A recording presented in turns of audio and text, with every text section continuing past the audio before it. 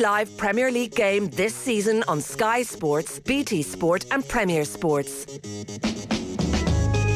All right, you're very welcome along. It's supposed to be the football kickoff with Sky every Friday at 11:30, where we talk about the best 5 games on telly this weekend, but there are no games on telly this weekend. It's now official. The Premier League statement is through.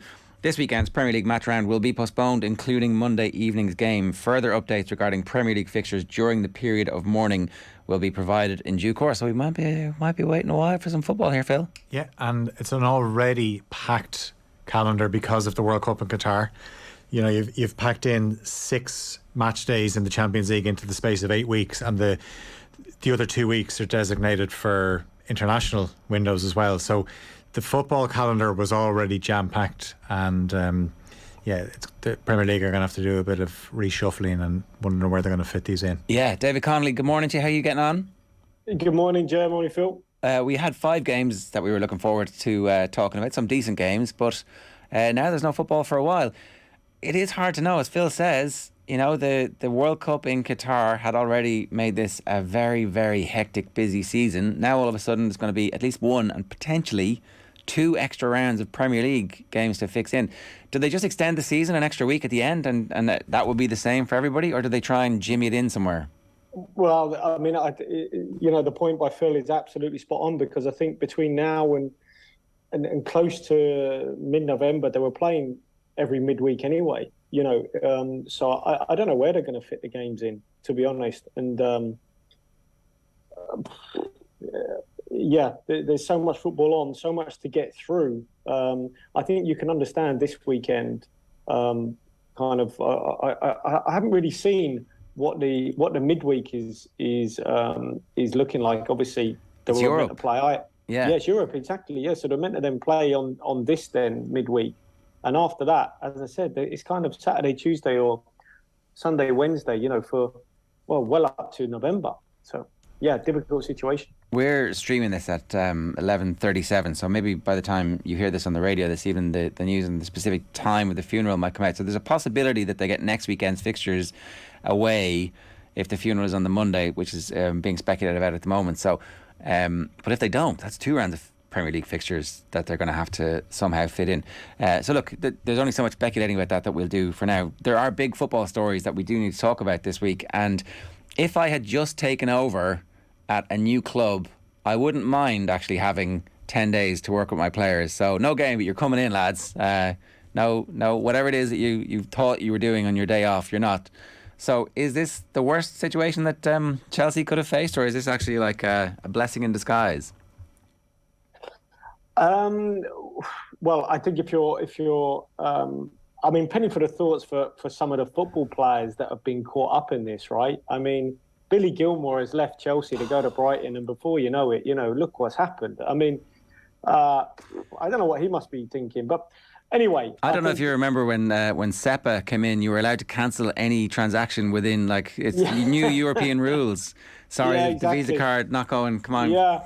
Oh, man, if only you could have a refund, you know. I mean, so, look, I think in terms of the recruitment, you could say at the start of the season, you know, when, you know, say Todd Boehly took over, and I've done some games at the Bridge, you know, he wasn't their man, right? And I think, you know, if you're Chelsea, it's probably no surprise that Thomas Tuchel is gone.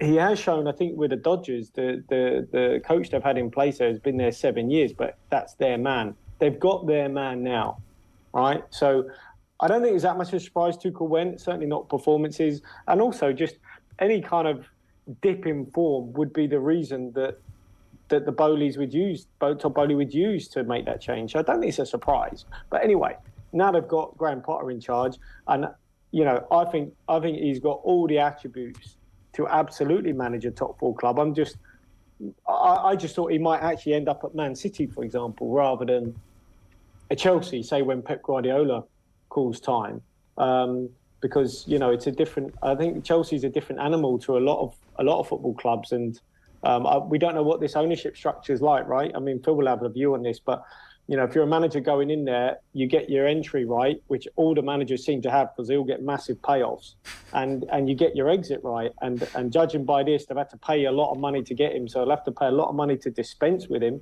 But in the past, that hasn't seemed to really stop any of those managers. And I guess for Graham Potter, what's the worst that could happen?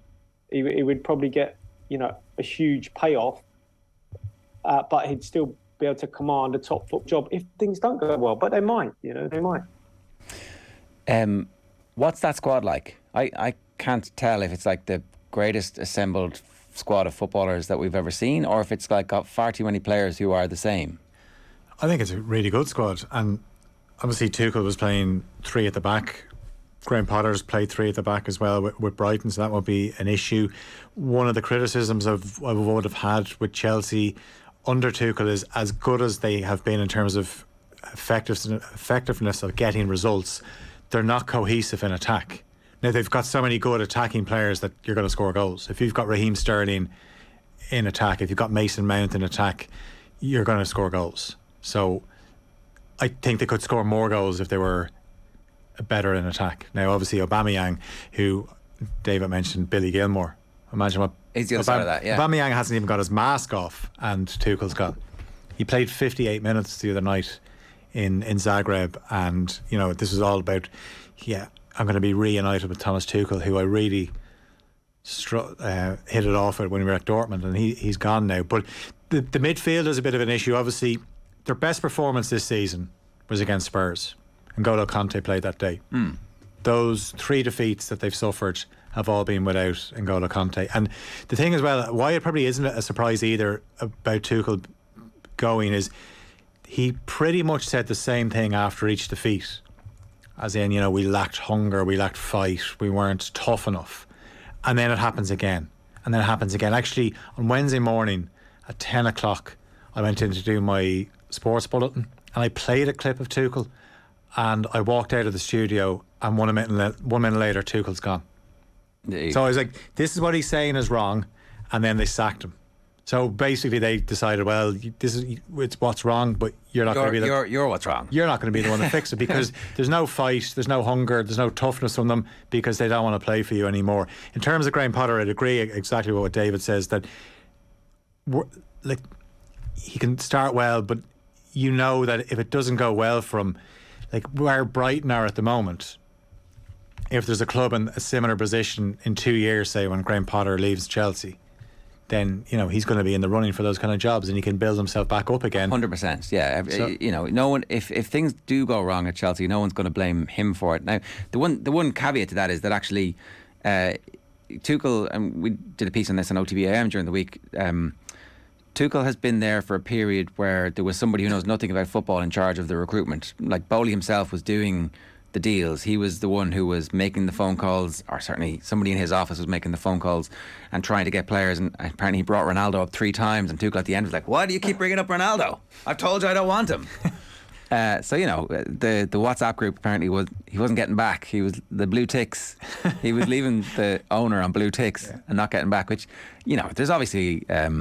There's a pair at the minute, but I'd say Tuchel's probably happy enough to be gone from that scenario. Yeah, he'll get a job quick enough. I actually thought it happened so quick because on the same morning, Leipzig got rid of their manager, Tedesco, after losing to Shakhtar, but they've already brought in Marco Rose. I thought maybe that was a quick turnaround for Tuchel to get back into Bundesliga football. But yeah, he'll get a job. He'll be okay. I mean, lads, the one thing which I think is worth talking about is, Phil mentioned the squad. I think the squad has been really unbalanced and completely altered in its makeup to play in Thomas Tuchel's way. So basically, they've got rid of all their wingers, and any wingers they have, they don't play. That's quite incredible, right? And there was talk that maybe it was put to him he's got to play 4-3-3. Now Hudson-Odoi gone, Ziyech, barely plays, Pulisic finished. Their wingers have been decimated because he doesn't play with wingers, right? Now Graham Potter doesn't really play with wingers either. So maybe it's kind of, it all kind of fits in. But we'll just have to wait and see. But that was because he had the players he had at Brighton. But Brighton weren't really blessed with many wingers either. But look at when Chelsea were successful, a lot of the attacking play. I know they've got the wing backs who do that now, but I just wonder whether it will change, because I feel the squad is kind of a little bit unbalanced in that way, in that it seems to be only set up to play one way. And Tuchel has tried to change. I was at the Leicester game. He started with a back four. He ripped it up. He played a back three. He did the same the other night. And he just seemed to be flip-flopping a little bit. Whereas I think certainly Potter, although he plays a three, whenever he changes, it seems to be pretty well thought out and less scattergun. And that's also with the recruitment. I look at Chelsea's recruitment, it looks a bit scattergun. Why they signed Cucurella when they've already got Ben Chilwell? It just doesn't. Yeah, but £1 million worth of left backs. Yeah, but Chilwell got injured last season, and Alonso wasn't deemed up to it. And actually, you think back to the second leg at the Bernabeu, Alonso had a great game, because they obviously had changed things. If he does deviate from three at the back, then would that mean that Thiago Silva gets left out? Because are you allowed to drop players who have been telling the chairman the truths from the dressing room? I'm not sure. Since Thiago Silva and Cesar Azpilicueta seem to have been, they've a good relationship with the owner. Which you're coming in as a manager going, I mean, that's not great. Like, I want to ball you out if you haven't done well, because I have to. Yeah. And your man's off. Well, he was very nice to me today. It's a relatively precarious situation until they get the football director in. There's talk. I don't know. I haven't seen if they've actually appointed. There's talk of the guy from Monaco. Also, as well, there's like that Potter is going to have a say in it. Okay. So well, that again is like in American sports, they do try and have a general manager and a head coach, and they try and make them aligned so that you come as a package. And if Potter has some involvement in the selection of that player, that person, then I guess that changes everything. So they become a team. And that's, a very rich organisation trusting two football people to make the football decisions, one on the playing style, one on the recruitment and academy system. And then, I don't know, maybe this is the birth of a new Chelsea, and that's all it took. They just ripped the plaster off. Yeah, but the only thing is, you don't pay 20-odd million pounds to bring in a manager who's going to be told what players to play, or this is our model and you will coach our players in this way. He had Dan Ashworth at Brighton. You got to remember, he was his sort of, director of football above, and Dan then left to Newcastle. So that created a bit of a void there. David Weir took over. But make no mistake, I think Graham Potter had an awful lot of power at Brighton. I'm sure he's going to Chelsea and he will want the exact same sort of power. He will want to have the sort of influence on the signings. You can't say Tuchel didn't, because he brought in Pierre-Emerick Aubameyang. Not many others would have done that. So they granted him that. So I think the manager will have an awful lot of say, irrespective of who or if they ever get in a director of football. Because, make no mistake, they're important. The manager is the only important person or in that whole organisation. If they get him right, I think the director of football can fall into line accordingly. Do we think Graham Potter is the right man, though? In terms of, there's no doubt. I watched Brighton on Sunday against Leicester, and they were brilliant. You have Alexis McAllister there, who has a really good chance to go into the World Cup with Argentina. Scores. I don't think you'll see a better disallowed goal this season than the one that he smashed into the top corner. But then he scores a free kick. I look at the way Trossard plays, Belgian international now, and he's done an excellent job. You're going to the next level. How many times were Brighton criticised for dominating games, creating chances but not putting them away? And then Graham Potter has to stand in front of the camera. But it's more acceptable when it's Brighton. It is. There is definitely far more scrutiny coming when you have a squad that has just spent $250 million in that window. You have to caveat that with all the money they've banked, and what they've spent, and give him credit. He's something like $100+ million. He spent 20 odd. He's scrapping around, trying to make players out of sort of relative rough diamonds, and polish them up and move on. I mean, I know a few of the lads at Brighton because I played with them. They tell me, and they've been, Lallana tells me, and, he's played at Klopp played under Poch. He said he is absolutely up there with those names. Absolutely up there. And he's got the respect of the players. They believe in him. Tactically, his training's good. You don't hear any sort of dissent coming out of that dressing room. None whatsoever. You look at the players that he moves on. If Aaron Connolly's not figuring he keeps his counsel. He doesn't say anything about him, negatively in the press, moves him on. It's the same with an awful lot of players. And I think in terms of his emotional intelligence, as it's always been touched on, I think he's up there with the very best. And in modern management, I think that is so important. Yeah. Okay. So he's got the credibility. He's got the football nous. He's got everything you would want. And he now has a 5-year contract. And most importantly, he's the guy that they've picked. That's the bit that gives you. If they don't qualify for the Champions League, does he get fired? Or is that like look, it's a long-term project here. We want to take over. It's going to take a while. Got to get rid of Pierre-Emerick Aubameyang. It's like, what is going to happen with him? Yeah, I think, it's very hard to sit here right now and predict how it's going to go for Graham Potter. We certainly know that he deserves a shot probably at the big time. Yeah. I think even if he didn't get the Chelsea job, someone else was going to come looking for him.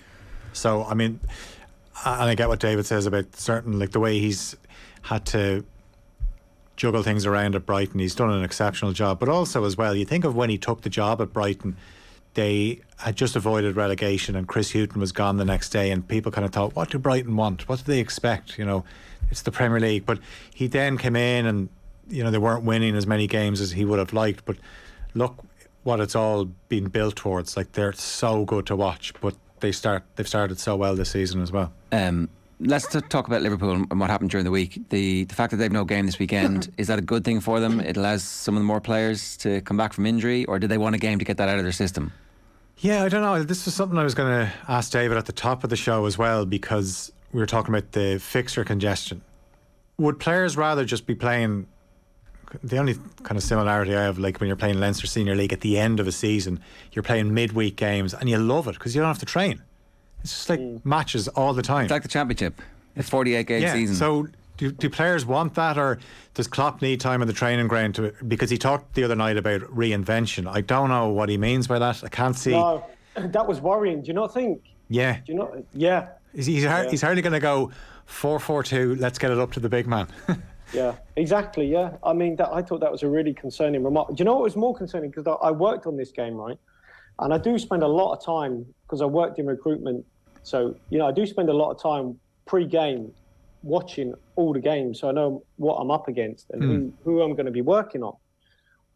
I could have told you, the sort of how good Kvaratskhelia was, the left winger for them, right? I could have told you exactly how he plays, how quick he was. I could have spoken about Osimhen, as I did, the threats that they have, right, and how Napoli played. I have to say, I felt more prepared than I thought Liverpool looked. I've got to be honest. It's like they never knew what they were up against. They left Trent totally exposed. Joe Gomez didn't realise he was playing against someone he was sort of combination of Lukaku and Erling Haaland in terms of he plays centrally, he's quick, he's strong, and he runs. And it's like he didn't know what.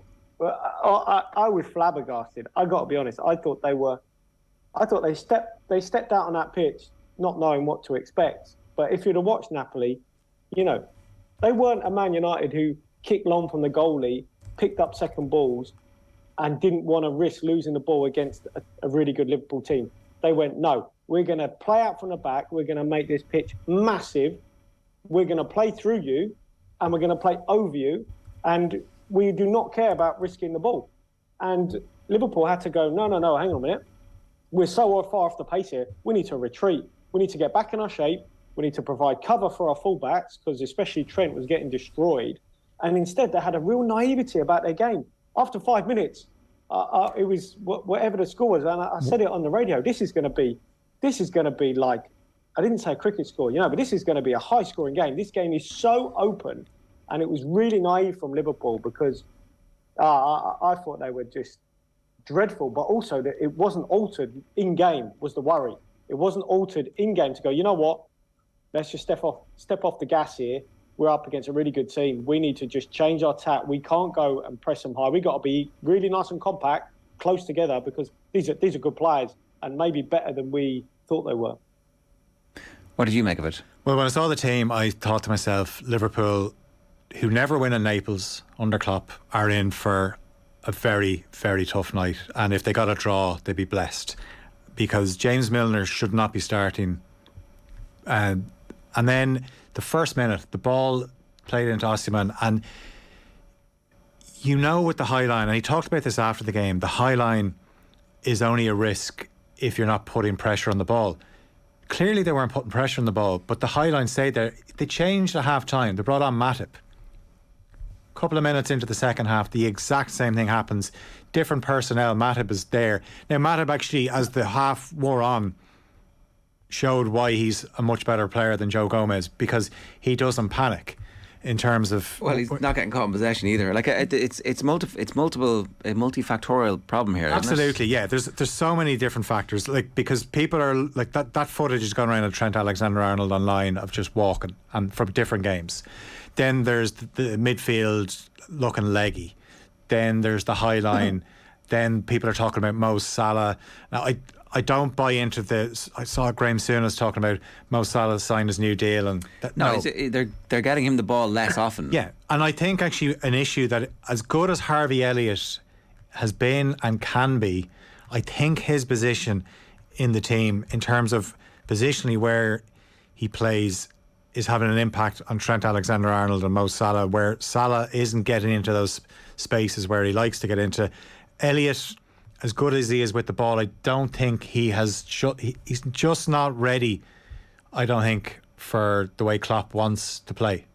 It's very early to be sticking him in the team, and maybe next year... It's too early, and that goes back to a lack of investment in midfield. I can't understand how they've been talking about this for the last 2 years. Yeah. It's glaringly obvious. The owners get away with it totally. Thiago comes on, changes the game, and as everyone, Thiago's back. Thiago will be injured in a few games, and he'll be back to square one. He plays 50% of the season, and if you get him at the right time of the year, you might be lucky, you might be unlucky. But it does look like he is back, and at the end of the international break, Henderson's supposed to be back as well, so... And Henderson kind of fits into what I mean about where Elliott is playing. Henderson gets where I need to drop in when Trent Alexander-Arnold drifts in. They've worked perfectly well over the last couple of years. Henderson seems to get a lot of criticism from certain sections of the Liverpool support, but I think it's not till he's not there you see how important he is. Also as well, he sets a tempo in midfield, and he also has standards on the pitch where he'll bollock players out of it. Yeah. So it's not terminal, is it? Is to me, but do you know what I would have done though? Because when you look at all these little clips, all you see is as Phil said, Trent walking. But what you don't see is why Liverpool ended up in that position, which comes back to how they played this game, which was they played completely the wrong tactics in this game, which left their players exposed, right? Well, can I just ask you about that? Because Carragher in his column is like, they need to drop off and they need to... But that's not what turned them into the great team. Is it that they can't press with those players? Is that the problem? But they're not in the form, though. You can be in and out of form, right? Do you know what I mean? The old adage of class is permanent, form is temporary. They're sort of out of form a little bit, and they're up against a really good team away from home, who were going, and I've got some good players. So, he could have, for example, put more legs and more discipline or a more defensive-minded player out in front of Trent rather than, kind of your attacking wingers who go and press high, and, you could have kept Mo down through the middle maybe. And he could have, even in-game, he could have done something a little bit differently. I think it's always easy to then isolate a clip of a player walking, which is right, don't get me wrong, but how it got to that stage was the worrying thing, because it was like they left their defence so badly exposed. That comes down to how they approached the game, and it was far too open. Actually, Fabinho, by the way, he doesn't get a free pass in this, because if you look at him for the Anguissa goal, the second goal, he's there, he runs out to the ball, leaves a big space. He did the exact same thing for the Isak goal against Newcastle. Do you know what brought me back to this? I listened to Roy Keane talking in a little video where he spoke about the pessimism that he needed as a defensive-minded midfield player to always think the worst. But those Liverpool lads at the midweek in Napoli looked like they never thought of the worst. Fabinho never thought, well, hang on, there's a wall pass coming here. I need to drop off and block that. And neither did Trent. I mean, it was like they needed someone to grab them by the throat, but also someone to have that pessimism about their play, but they didn't. Well, the optimism has taken them to great heights. We were watching the Premier League years, the pre-COVID one, where they were the greatest football team you've ever seen before COVID. We had this on in the studio beforehand, David, and they put up the shot of the screen at the league table before play was stopped. Liverpool had 82 points. Manchester City were second with 57 points. In February. With a game in hand, albeit, Man City. So like they obviously romped to the title, but it's the same group largely. With obviously that's an issue as well, though. A couple of players missing. It's the same group. That's a really interesting point, because when you go back to when a few years ago, those players, I haven't got it on me now, but they had the highest proportion of players in their so-called pre-peak or peak years, you know, and I think that has a lot to do with it. Whereas now you're maybe, you know, you're a couple of years further down the cycle, you know, and it doesn't mean that they're not quite, but, you know, just a few of the players look largely, you got to say, they do look largely off it, you know. It's weird that it happened to so many of them at the same time. That's maybe that's not weird. Maybe that's exactly what happens when you burn the candle as much as they have. Just to go back to you, David, that point that we started this conversation with, to wrap this part of it up, you said you're worried about the fact that he's talking about reinvention. This does seem to be a job that Jurgen Klopp could do forever if he wanted to. It feels like there's a link with the city, and you know, maybe that's always the case when you're winning games, but he seems to like fully embrace what it means to be the Liverpool manager. So I don't feel like he's going to walk away from it at any point. And yet, if you're not getting the support in the transfer market and you are the best manager in the world, that's when it starts entering your head, like, I'm going to go up against Chelsea, who've got their shit together. I'm going to go up against Newcastle. I'm going to go up against Man United, who appear to have got, well, we'll talk about them in a minute. And I'm going to go up against City. Like, what? You've just brought in Haaland. And how am I going to fix this now? And I can't even get a midfielder. So is there a possibility that this is the beginning of the end? I'm not saying that Liverpool are going to get rid of him at all, but he might just be fed up with it. No, I think the only thing that'd be worrying if you're a player, if you hear that, is, you know, it doesn't fill you with a lot of confidence if the manager is suddenly talking about, you know, you've now got to reinvent and do something different. I feel they can do something different, but within what they've got, and just accept that sometimes you're going up against certain teams, you're going to play a different style, a different way against you. And you might be below your level, but you'll get back to your level. But you'll get back to your level within what you've got in a similar way, but just maybe altered slightly. As I said, it might be a shift in position for Mo Salah sometimes, so that if Trent's up against a really good winger, they get someone who provides a bit more cover to him and more legs, and then you keep Mo down through the middle. You know, I felt maybe last season, I thought he could have played Mo through the middle a lot more, rather than, say, Sadio, you know, and little things like that, just to save maybe Mo's legs, keep him centrally, and then you have a bit more legs in and around the wide area. I just don't think they had the option on the right wing, though. I think Salah, because Diaz obviously came in and he could play on the left. He wasn't as effective on the right. So I think Salah was always just an automatic starter on the right wing, because they just don't have that left-footed player that can come in. He likes his inverted wingers.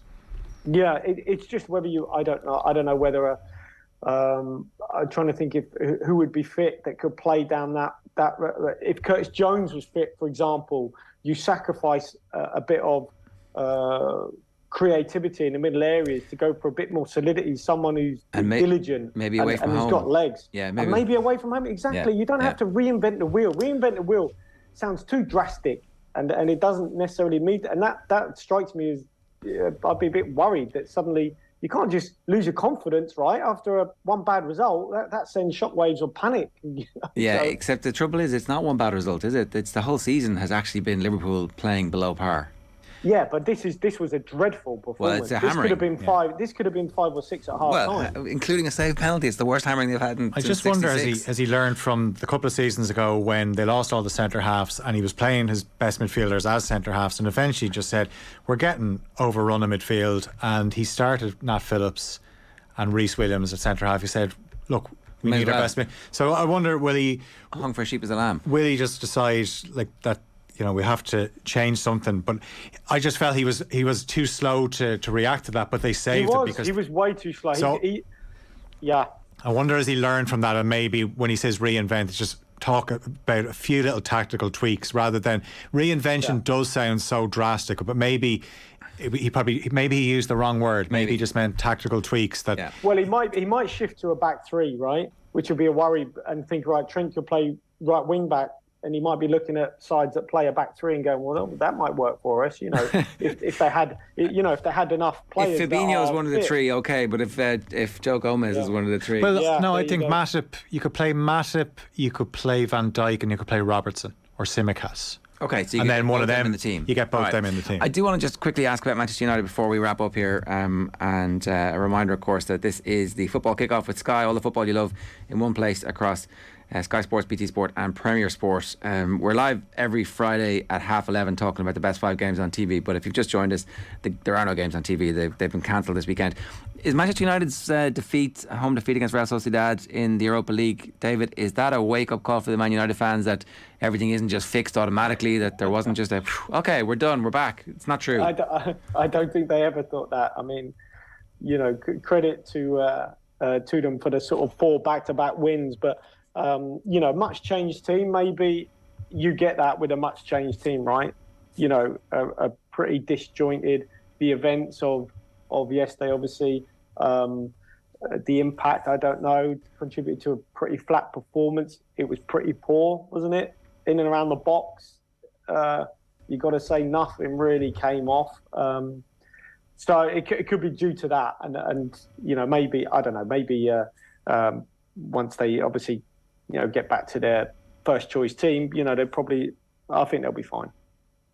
It wasn't far off a first choice team in a weird way. Like Harry Maguire. Okay, so and Ronaldo, the 2 players that have been dropped, that have made such a difference with the first team.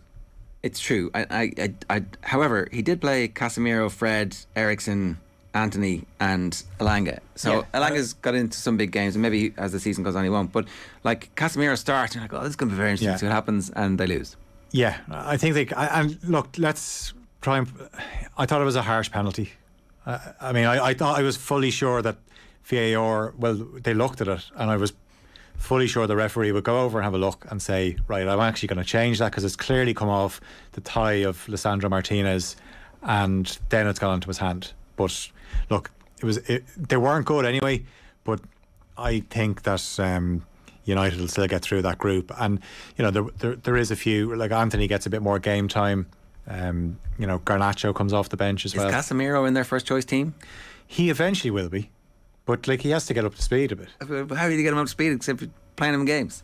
Well, they played him last night, so it was. I mean, it's funny how Anthony hadn't played for 4 months and he's straight in the team. Casemiro, needs to understand a bit more about my game. Well, Anthony was playing for Ajax though. He scored a. Funny enough, fair enough. It was somebody else, wasn't it? Was it not somebody who played 1 game since March? And anyway, all right. So you think Casemiro totally?